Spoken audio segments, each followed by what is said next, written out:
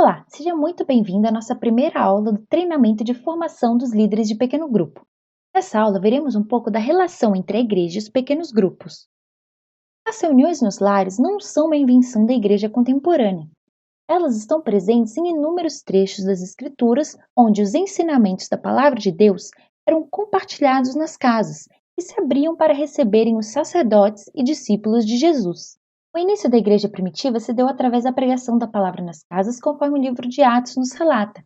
Em Atos 2, versículos 46 e 47, diz assim: Diariamente perseveravam unânimes no templo, partiam pão de casa em casa e tomavam as suas refeições com alegria e singeleza de coração, louvando a Deus e contando com a simpatia de todo o povo.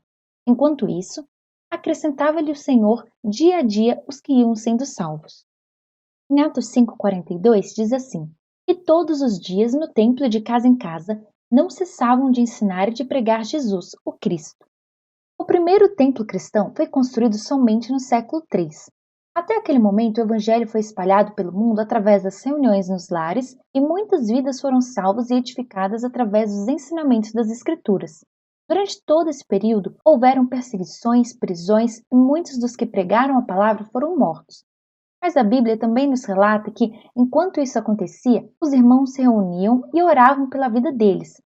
Isso nos mostra que os grupos da época não eram apenas pessoas que se reuniam periodicamente, mas uma família que cuidava um do outro e se ajudava, vivendo e experimentando do amor de Cristo em suas vidas. Este deve ser o sonho de toda a igreja, não de repetir simplesmente os atos daquela igreja, mas de experimentar na prática os princípios que os levaram a viver desta maneira. Por essa razão, ao longo da história, o conceito das reuniões nos lares foi resgatado e renovado, gerando as reuniões modernas através do pastor David Yong Cho, que começou esse movimento em 1964 em Seul, Coreia, com 20 grupos. Hoje, a visão de que os pequenos grupos na igreja é fundamental para a disseminação do evangelho já está enraizada na maioria das igrejas brasileiras.